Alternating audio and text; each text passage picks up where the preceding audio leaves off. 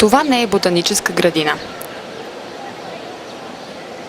Това е Аточа, най-старата гара на Мадрид. През 1892 е построена по проект на архитект Алберто де Паласио. Металната конструкция е давала покрив на парните влакове през миналия век, които са влизали чак до тук. Днес за тях напомнят само увлажнителите на въздуха, необходими за тропическата градина. Това е чакалнята на гара Аточа, един малък оазис в 5-милионния Мадрид. Тук на 4000 квадратни метра живеят 7000 растения от 400 вида, птици и много костенурки. Това истински спокойно място прикова вниманието на света.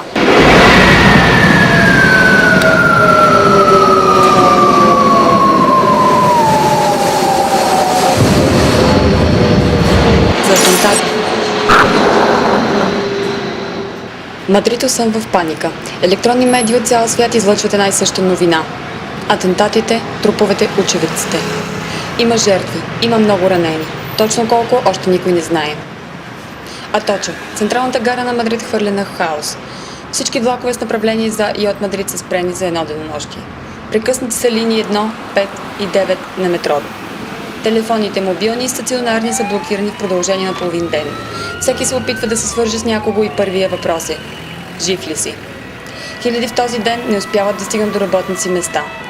Полиция, пожарникари, Червен кръст действат бързо и за броени часове овладяват ситуацията. До обяд вече е възстановено автомобилното движение в района на гара Аточа. Денят е четвъртък, 11 март. След 3 дни в неделя Испания гласува за парламент. Всичко това се случва в една предизборна обстановка, която не вещаеше изненади. Правителството веднага сформира кризисен щаб, като заседанието продължи цялата сутрин. В първите си реакции политиците обвиниха ЕТА.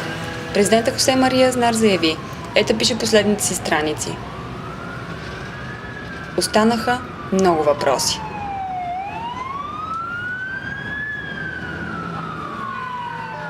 Така изглеждаше гара Аточа на 11 март след обяд.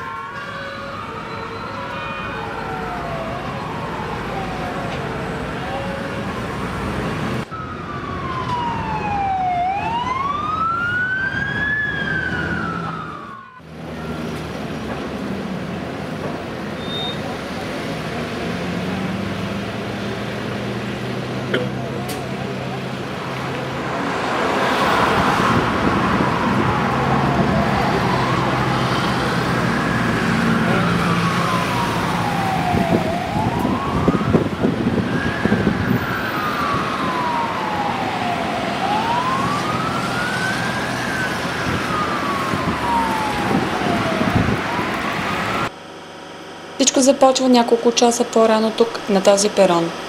Алкала де Енарес. Това е родният град на Сервантес. В него живеят много емигранти от източна Европа, включително няколко хиляди българи. Градът се намира на около 30 км източно от Мадрид. От Алкала тръгват влаковете по така наречения Корредор де Енарес и след 9 спирки, около 40 минути пристигат на гара Аточа в центъра на Мадрид. Това са квартали на работническата класа и емиграцията. За разлика от централната градска част, те са предпочитани заради чистия въздух, спокойния живот и удобен градски транспорт. Разбира се, колкото по-далеч от центъра е жилището, толкова е по-евтино и съответно човек прекарва по-голяма част от деня в градски транспорт. Това обстоятелство обаче не притеснява младите испански семейства и емигрантите, които имат обикновенно по 3-4 часа геройско пътуване до работните си места и обратно. В кварталите на Корредор де Енарес денят започва в ранни зори. Пиковият час за предвижване сутрин е от 6:30 до 8:30. Точно тогава влаковете са през интервал от 5 минути и приближавайки гара Аточа са вече препълнени. Перонът. Гара Алкала де Енарес. 11 март 2004 година. Между 7 и 7:15 сутринта терористи се качват и слизат в 4 поредни влака. Поставят във вагоните общо 13 раници. Всяка раница съдържа между 10 и 12 кг експлозив, детонатор и мобилен телефон за задействането му. Влаковете потеглят към гара Аточа, където повечето от пътниците правят връзка с друг влак или метро, за да отидат на работните си места. Първата спирка по пътя е Торехон де Ардос. Заедно с много други, от тази гара се качват и нашите сънародници Калина и Андриан. От тук тръгват на последното си пътуване и след тази фатална сутрин те завинаги остават в Торехон. Гара Аточа, 7:39. Всеки ден тук минават над 400 000 души. Пристига влакът от Алкала де Енарес. Експлодира първата бомба. Ужас и паника. Мадричанката Ароа побягва към арките на гарата. Звъни в офиса си. Там няма никой. Телефонният секретар записва ужаса. Чуйте го.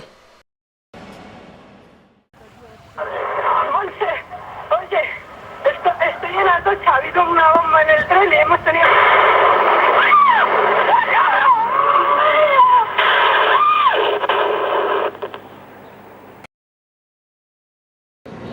В този влак има 5 бомби, 3 от които експлодират, 2 са открити малко по-късно от полицията. Жертвите на същия ден са 31. Ранени са над 300. След 3 минути в 7:42 на 500 метра от гара Аточа експлодира вторият влак. В него пътуват около 1400 души. 4 бомби отнемат живота на 62 и раняват над 400. В 7:42 третия влак е на гара Ел Посо. Той е двуетажен и максималният му капацитет е 1816 пътника. Избухват 2 бомби, по една в трети и четвърти вагон. На място загиват 67 души, а ранените са над 500. В същия час четвъртия влак приближава гара Санта Елхения. Той носи една бомба. Тя експлодира в четвърти вагон и убива 16 души. Ранени са около 150. Няколко часа по-късно един от влаковете,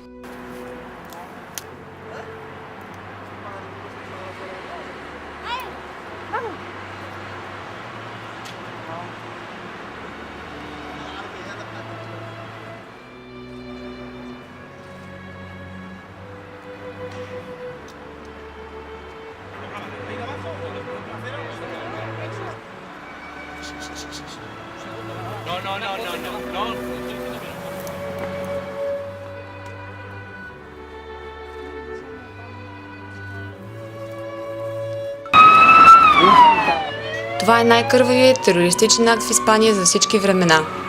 Общият брой на загиналите до момента е 191. Ранените са над 1400. Сред жертвите са 110 мъже и 81 жени. Най-голям е процента на младежите между 20 и 30 години. В атентата загинаха граждани на 17 страни, като по брой на жертвите България се нарежда на 4-то място. По един загинал имат Франция, Куба, Чили, Филипини, Гвинея и Бразилия. По 2 загинали – Република Доминикана и Украйна. По 3 жертви – Хондурас, Марокко, Колумбия. По 4 – Полша и България. 5 жертви дават Перу, 6 жертви Еквадор и Румъния 16. Общо загиналите чужденци са 54, а испанците са 137. Испания скърбеше за всички тях, без да прави разлика по националност, раса и пол. Обществото бе потресено от съдбата на най-младата жертва – 7-месечното бебе Патрисия. Дете на полски емигранти, родителите й загиват на место, а тя се бореше в болницата ден и половина за живота си. Неуспешно.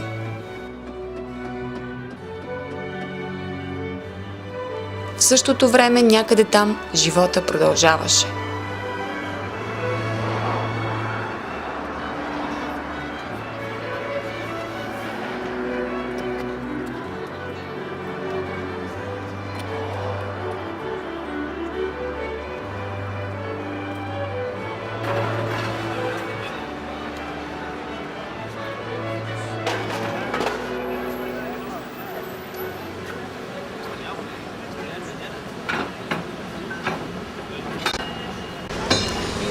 Датата е 11 март, намираме се на Плаца Дел Сол, един от централните площади на Мадрид.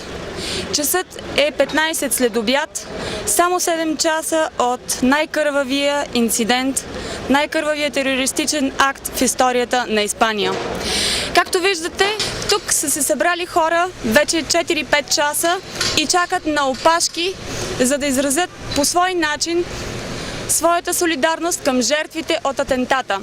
Те чакат, за да дадат своята кръв на всички, които пострадаха днес от този кървав атентат. Точно сега испанците дадоха урок по солидарност. Не само тези, които безвъзмездно даряваха кръвта си, сториха го и политиците.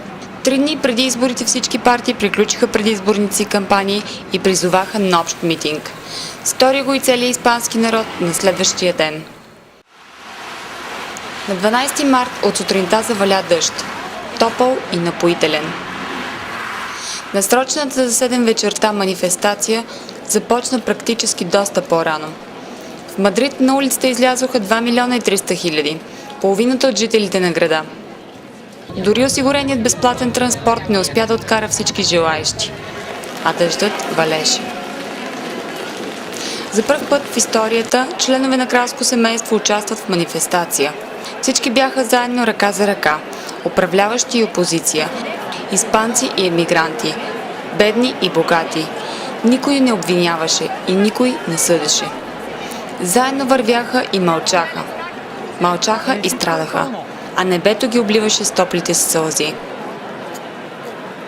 Мълчанието на милионите бе нарушавано само от възгласите. Стига толкова невинни жертви и всички бяхме в този влак.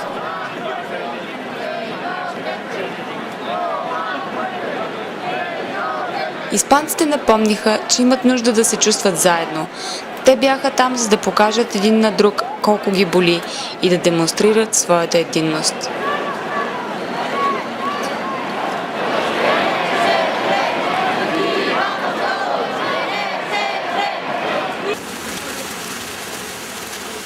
Това бе най-многолюдната манифестация в Испания за всички времена. Не само Мадрид бе на улицата в тази нощ. Манифестации имаше във всички градове. Това беше испанският урок по солидарност. 11 милиона под дъжда в една нощ. Въпреки мокрото време и късния час, хиляди останаха на улицата до сутринта. Така просто се чувстваха по-заедно.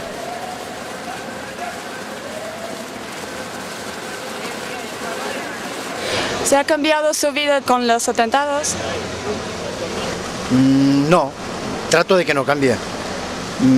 Pienso que posiblemente sí cambie, sí pueda cambiar. De momento procuramos que no nos cambie la vida. Intentamos que no nos cambie. ¿Qué se siente en estos momentos? Horror, horror, horror, pánico, miedo. ¿Qué hay que hacer ahora después de la situación? Pues tratar de vivir. Sí, sí, a pesar de tratar de vivir. Hay que superarlo. ¿Cómo se siente usted que está registrado en su Pues vida? ante todo te sientes impotente porque sabes que no puedes hacer nada por la gente que se ha muerto o que están heridos y que no les va a pasar nada a los que les han hecho eso. Y sobre todo eso, impotencia. Por su opinión, ¿qué se puede hacer en esta situación? Pues no lo sé. No. ¿Tiene usted miedo? Miedo, sí, miedo por saber que hay gente que tiene esa sangre fría, pero yo creo que no se debe vivir con miedo sobre que nos pase algo, porque le podría haber pasado a cualquier persona y si vives con miedo es como no vivir.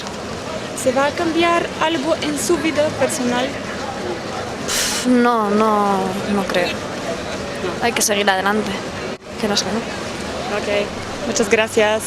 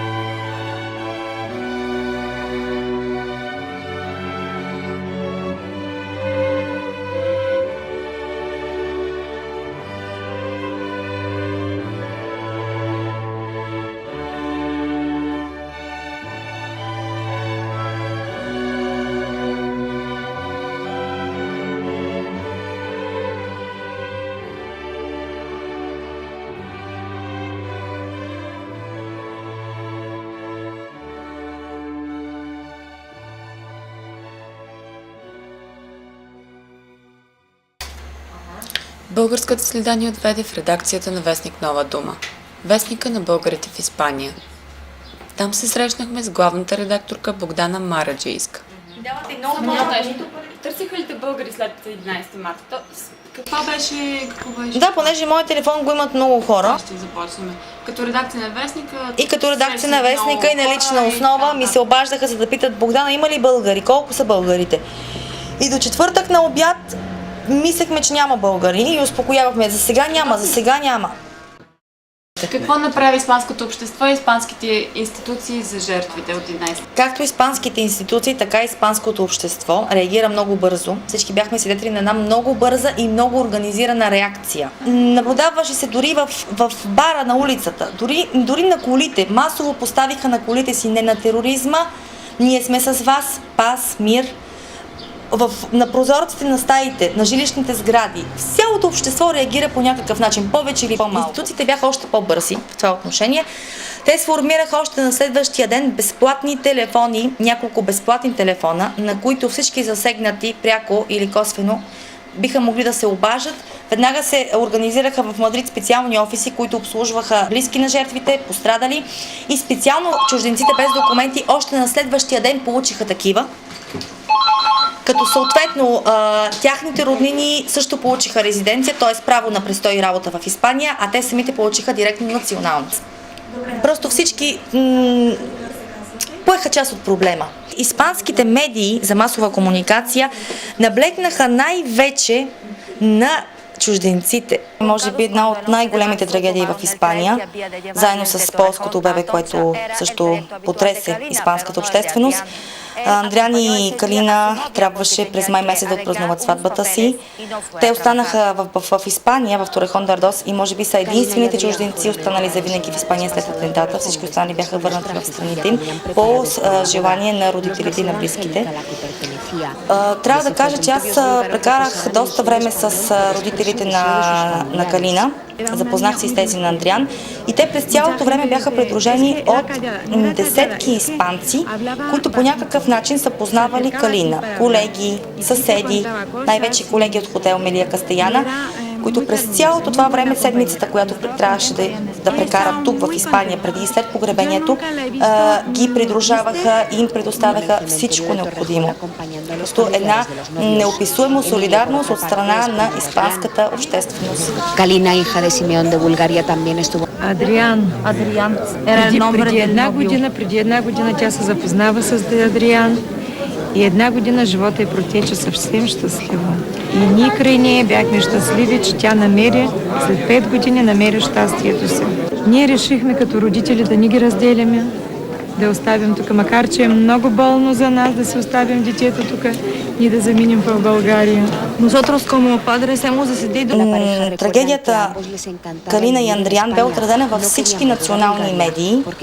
Най-големите испански ежедневници като El Mundo, El País, La Razón и ABC предоставиха цяла страница за трагедията на българите Адриан и Калина, и навсякъде бяха изпратени, както в църквата, когато се направи панахида, така и на погребението, испански екипи, големи испански екипи от най-големите испански ежедневници. Каква е връзката между 11 март и България? Знаете, на 11 март българите дадохме 4 жертви.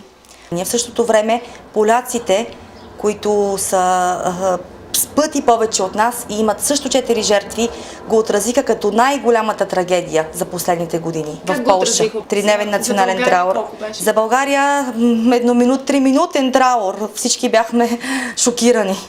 Всички българи на испанска територия очаквахме повече внимание към проблема, повече уважение и бих могла да кажа, почувствахме се обидени от начина, по който реагираха българските политици. Какво направи посолството тук на испанска територия? Посланник Василий Такев, може би от четвъртък до неделя, тези 4 дни не е спал, защото те се претекоха веднага там и започнаха да търсят в тефтерите на загиналите и на ранените. Имаше хиляди разпръснати лични вещи и на базата на тези лични вещи трябваше да се открива кой какъв е, кой къде е. Значи посланник Василий Такев лично през нощта в четвъртък е проверявал десетки, стотици тефтери.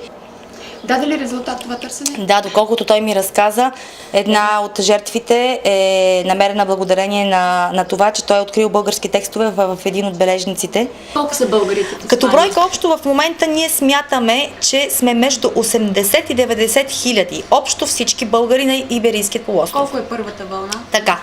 Значи като процент първата вълна е много малък. Може би в началото на 90-те години в Испания има общо до 93-та около 6-7 хиляди българи. До 93-та. Втората вълна идва 94-та и 5-та и 6-та, изчисляваме я до 97-ма, която също е доста добре интегрирана. Тогава идват по-масово, стигаме около 35 хиляди. Най-много, най-силното нашествие българско в Испания се наблюдава през 98-99 година, когато стигаме около 55-60 хиляди. Вече. Края на 90-те до 2000-та година. През последните 3 години, според мен, идват по-малко български имигранти, защото нещото не искат да дойдат, защото да намериш работа през 2004 година не е като да намериш през 98.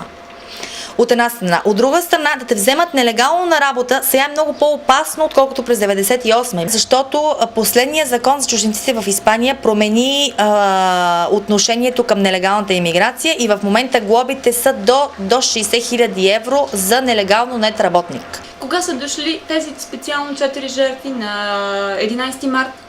Кои години? Края на 90-те и началото на през 2001-2002 година и край на 90-те. Може ли да се каже, че те са икономически или политически имигранти? Какви са? Те са икономически имигранти, всеки един от тях. Те са икономически имигранти от последната вълна.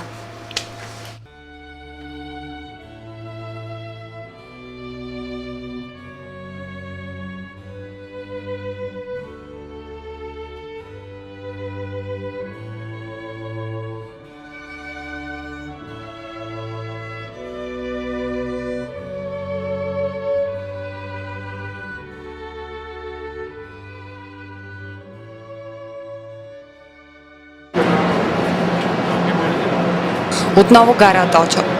Отново бомба. Този път терористите избират високоскоростния влак Мадрид-Севиля. На 2 април сутринта, на 60 км от тук, в близост до Толедо, бе открит 12 кг експлозив, поставен на железопътната линия. В този участък от пътя влакът се движи с около 300 км в час. За щастие служител на железопътната компания открива недовършеното взривно устройство и предотвратява една нова трагедия.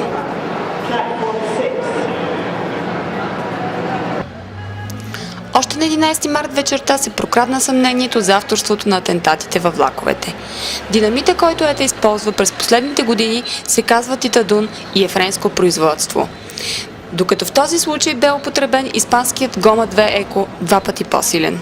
Вечерта на 11 март бе намерен микробус на паркинга на гара Алкала де Енарес, в който бяха открити детонатори и аудиокасета с текстове на Корана.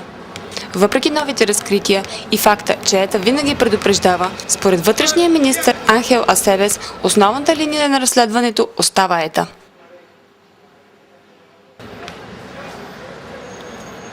Един ден преди изборите на 13 март в събота вечерта, терористите подхвърлят видеокасета, с която поемат отговорността за атентата.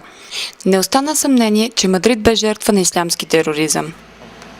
Разследването срещаше трудности най-вече от факта, че заподозрените не бяха криминално проявени и нямаха досиета. Последваха арести на лица от марокански происход.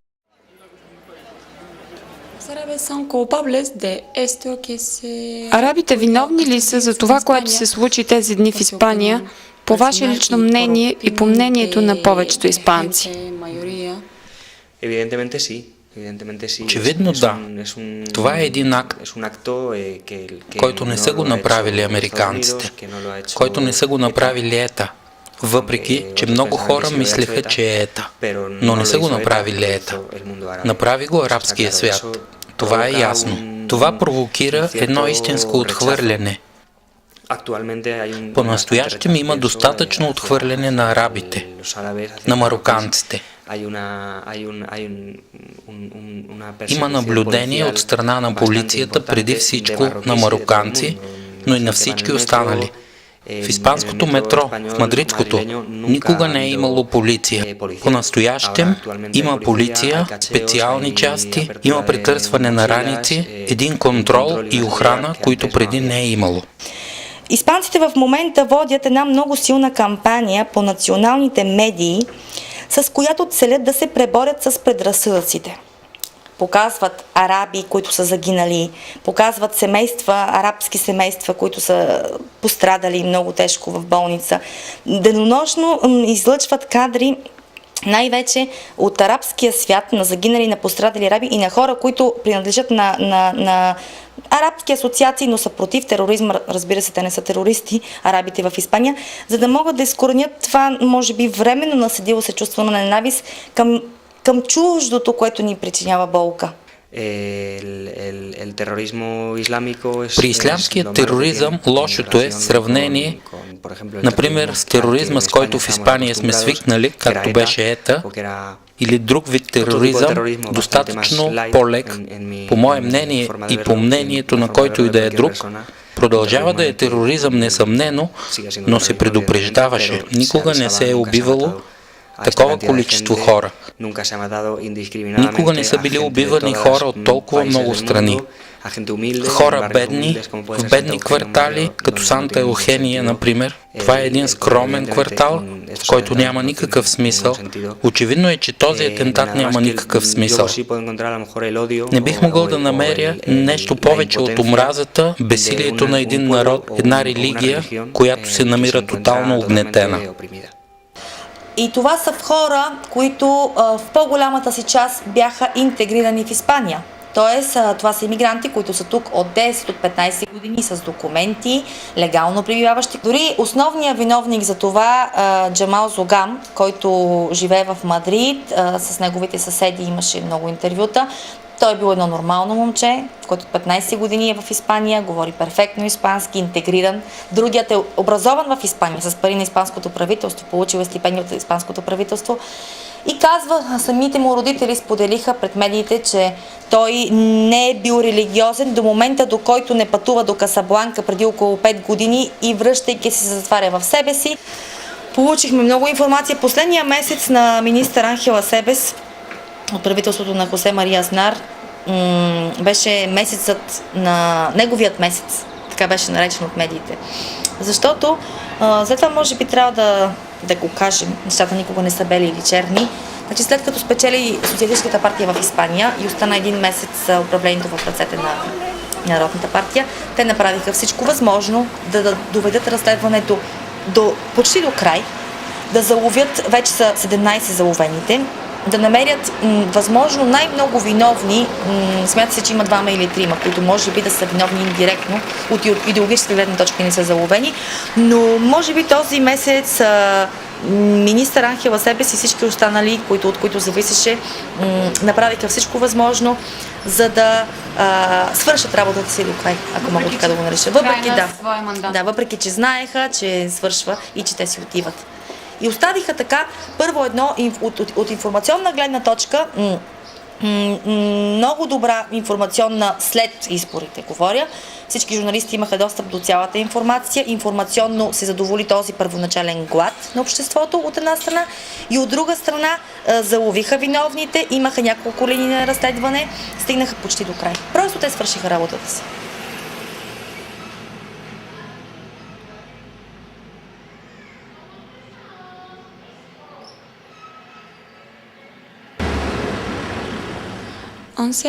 Единайсти март ли провокира връщането на войските?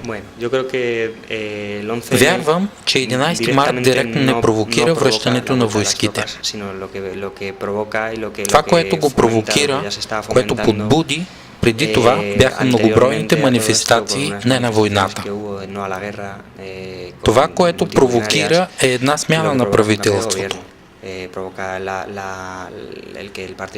Испанската десница, Народната партия, загуби изборите, въпреки че имаше много гласове.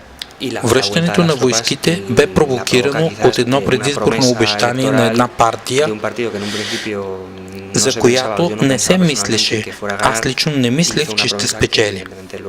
И това е едно предизборно обещание, което трябваше да изпълни. Тогава, да, индиректно 11 март провокира връщането на войските. И може би това, което провокира на социално ниво, испанското общество помисли и видя, че една война може да донесе усложнения. И преди всичко една война нелегитимна от ООН и следователно това е една война незаконна. Това е много важно да се изтъкне. Испанците наказаха Аснар с сърцата, гласувайки. Въпреки че испанците са наясно, и ние винаги го споделяме с колегите, че това правителство имаше една стабилна икономическа програма и че благодарение на последните 8 години те не се различават от останалите европейски страни. В Испания се живее много добре.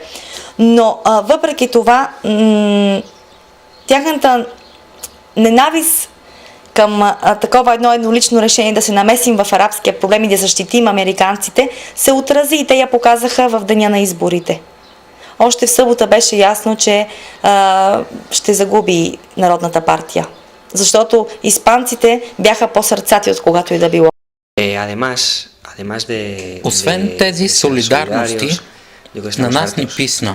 Уморихме се да не ни се казва истината, да се опитват да ни лъжат. Мисля, че се опитваха да ни мамят. И не само по тази тема. Бившето правителство беше един специалист, не знам дали да лъже, но да скрива онова, което не е в техен интерес, също като своите американски приятели. Как се чувства? Например, се разби един танкер на бреговете на Испания и не може един политик да казва, че било някакво петънце петрол, когато всички плажове на северното крайбрежие са пълни, бяха пълни с петрол. Не може да има един атентат и без да има пълна увереност да излезе един министър и да каже, че го е направила ЕТА. И защо? Защото тук атентатите ги прави ЕТА? Не мисля. Едно такова обяснение може да даде човек от улицата на приятелите си, но не може да го даде един политик, един представител на държавата. Така мисля. Това събитие доведе до загуба на много гласове, загубата на изборите. И доведе до едно безпокойство сред испанците и по някакъв начин ни направи по-участващи в политиката и да сме по-внимателни за онова, което нашите управляващи ще правят. Също така ми се струва, че Испания не е една страна прекалено политизирана и върви достатъчно след своите политици, когато всичко е наред. Но също така трябва да се упражнява контрол и да сме информирани. Това е минималното, да знаем какво се случва и да не се опитват да ни превръщат в САЩ на Европа.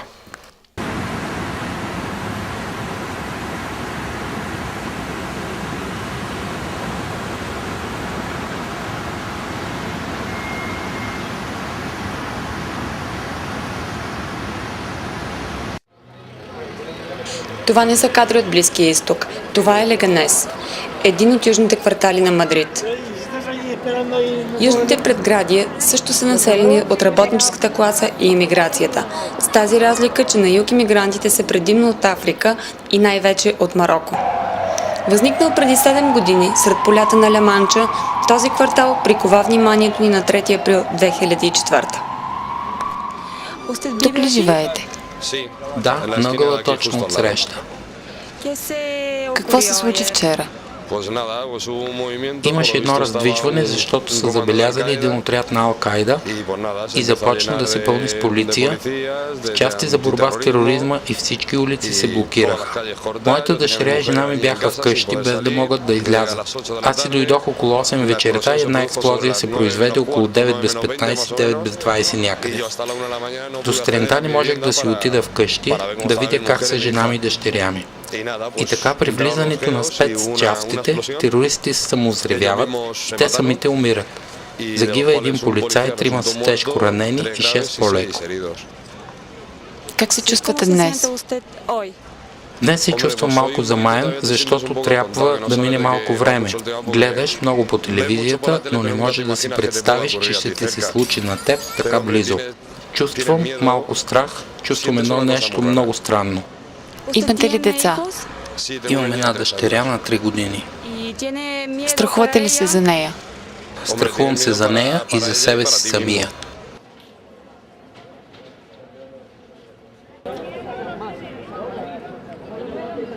Двама от задържаните бяха освободени и проследени. Така полицията стига до Леганес. На 3 април вечерта на първия етаж на тази сграда се срещат терористите, за да планират следващия атентат. Полицията веднага обезопасява района и извежда живущите наоколо. При забелязаното раздвижване, терористите след кратка престрелка се самовзривяват с възгласи Аллах. Те умират на място. 3 дни по-късно, след ДНК експертиза на човешки останки, се разбира точният им брой – 7 човека. По останките на мебелировката става ясно, че видеоматериала, с който Ал-Кайда поема отговорността за атентатите на 11 март е записан в този апартамент. Обявилият се за военен говорител на Ал-Кайда за Европа, наричайки себе си Абу Духан Аль-Афгани, казва, че атентатите са отплата за Испания заради войните в Ирак и Афганистан. Във видеоматериала се казва: ще има още и още, ако Аллах го поиска. Вие обичате живота, а ние обичаме смъртта. Ако не спрете вашите несправедливости, кръвта ще продължи да се лее повече и повече и тези атентати са много малко от онова, което може да се случи с това, което вие наричате тероризъм.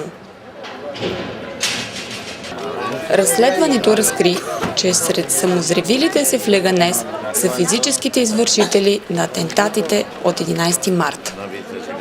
И останаха въпроси. Добър ден. Здравейте. В този квартал ли живеете? Да. Къде? В сградата. Сградата, която експлодира. Какво се случи? Не бях тук, пътувах. Как се чувствате днес? Чувствам се, не мога да повярвам. Струва ми се невероятно, като във филм. Като във филм. Какво мислите за атентатите и за случилото се? Това са неща, които не пожелавам да се случат на нито едно място в света. Къде живеете сега? При роднини. Какво може да се направи? Какво трябва да се промени? Не знам. Не мога да мисля сега какво трябва да се промени. Не знам. Как се чувствате? Много зле. Зле.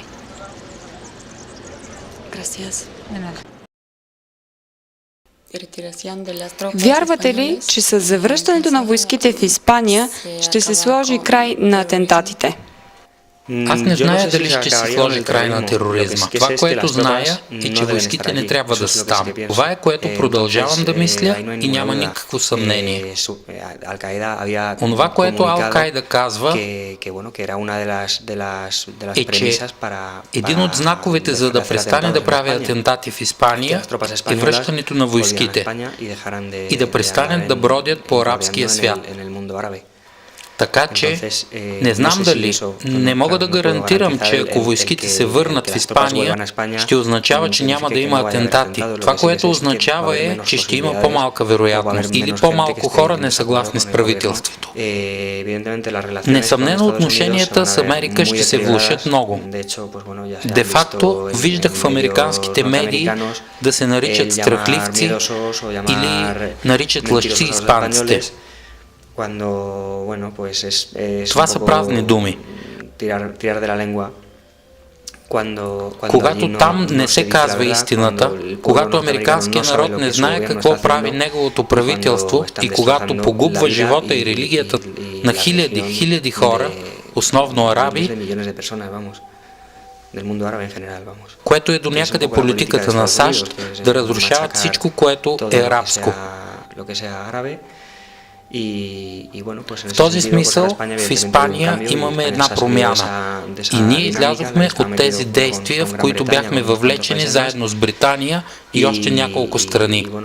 Това е една благоприятна за нас промяна в социално отношение, защото това е, което испанците искат. Аз не съм икономист и специалист в тези въпроси, но мисля, че в този смисъл може да бъдем ощетени от влошаването на отношенията ни с Америка. Но също така за мен няма значение. И накрая, какво бихте искали да кажете на българското общество като един испанец след 11 март? На българската общественост, както и на която и да е друга във връзка с 11 март,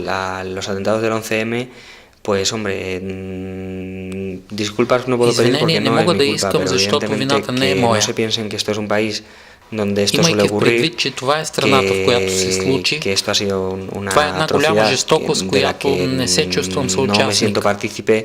И така говоря на българите и на латиноамериканците, които пострадаха, и на французите, и на целия свят. Бих искал да изпратя съобщение не на войната, едно послание за мир, малко повече единство между народите и да се опитваме да се разбираме. Да се опитваме да говорим с арабите, с българите, с латиноамериканците и с всички, които живеем, нали? Muchas gracias.